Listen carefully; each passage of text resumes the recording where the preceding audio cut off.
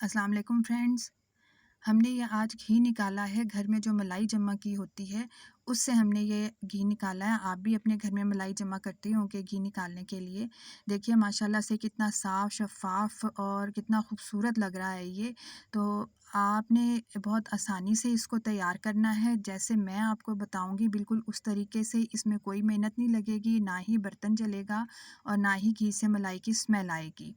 तो सबसे पहले आपने जो मलाई जमा की होगी वो ज़ाहिर है फ्रिज में जमा फ्रीज़र में रखी होगी तो वो सख्त होगी। आपने उसको पहले बाहर निकाल लेना है, थोड़ा सा उसको स्टे देना है ताकि वो सॉफ़्ट हो जाए। देखिए अभी मेरी मलाई भी सख्त है, मैंने थोड़ी सी दूसरे बर्तन में भी डाल ली थी क्योंकि मेरा एक बर्तन जो था वो ज़्यादा फुल हो गया था। तो इसको स्टे देने के बाद जब ये सॉफ़्ट हो जाए तो आपने इसको एक खुले से बर्तन में शिफ्ट कर लेना है। तो मैंने अब ये दोनों मलाई के जो बर्तन हैं ये खुले से बर्तन में मैंने शिफ्ट कर दिए हैं, जो बर्तन अभी आपको दिखाया था।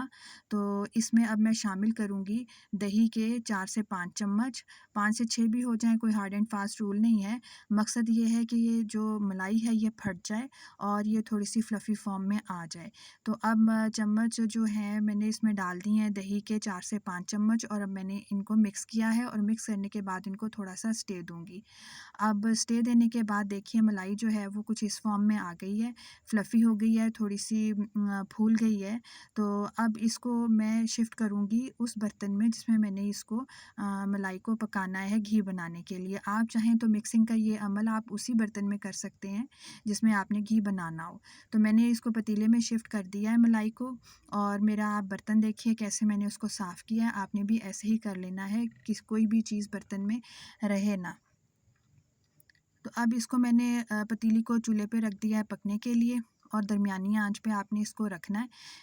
स्टेप बाय स्टेप आपने हर चीज़ को फॉलो करना है। मैंने अपनी पूरी वीडियो में कोई भी चीज़ जो है वो स्किप नहीं की है।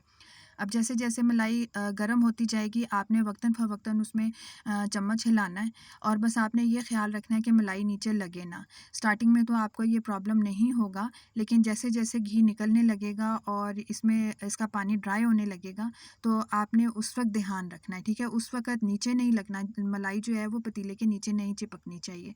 अच्छा ये देखिए अब मैं इसमें चम्मच हिला रही हूँ, आहिस्ता-आहिस्ता घी उसका निकलता आ रहा है, रंगत जो है वो चेंज होती जा रही है। अब इस स्टेज पर साथ-साथ आपने पतीला भी साफ़ करना है, उसके किनारे भी साफ़ करने हैं और पतीले को नीचे से रगड़ के, उसके पेंदे को रगड़ के आपने चम्मच हिलाना है। तो देखिए माशाल्लाह से कितना अच्छा-सा घी निकलने लग गया है और कितनी प्यारी रंगत है इसकी और बहुत अच्छी-सी इसकी खुशबू भी आने लग गई है। और इससे ज़्यादा आसान तरीका देसी घी निकालने का और मेरे ख़्याल में हो नहीं सकता। तो फिर क्यों ना घर में ही ये काम कर लिया जाए, चाहे क्वांटिटी थोड़ी-सी ही क्यों ना हो, बट हमें प्योर फॉर्म में एक चीज़ तो हासिल हो जाएगी। तो आप ये देखिए मुसलसल चम्मच भी हिलाएँगे ताकि नीचे मलाई लगे ना, बर्तन हमारा साफ़-सुथरा रहे और किनारे भी साथ-साथ साफ़ करेंगे।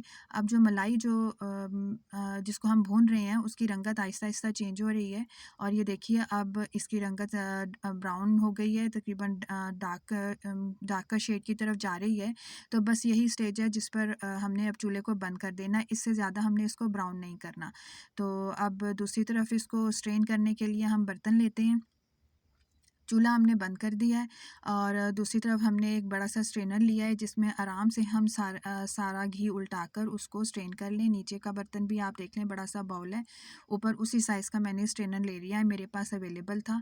आपके पास जो चीज़ भी हो आप वो ले सकते हैं।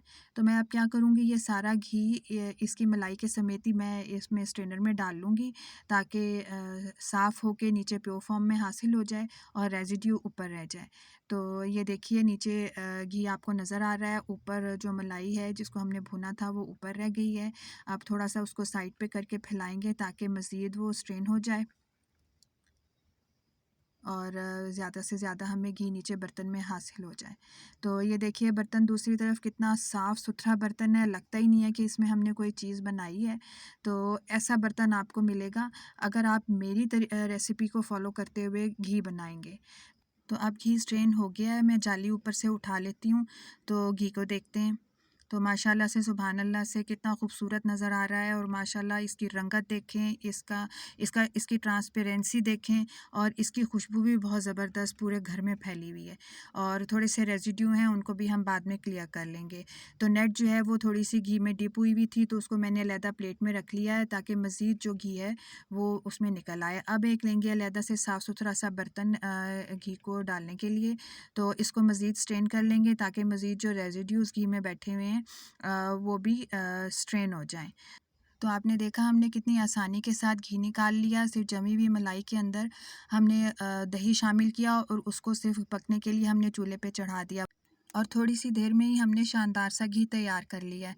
ना बर्तन धोने का कोई झंझट होगा इसके बाद कि हमें कोई मसला हो, ना ही घी में कोई पानी है कि हमें इसको दोबारा गर्म करना पड़े और ना ही इसमें कोई मलाई की स्मेल है।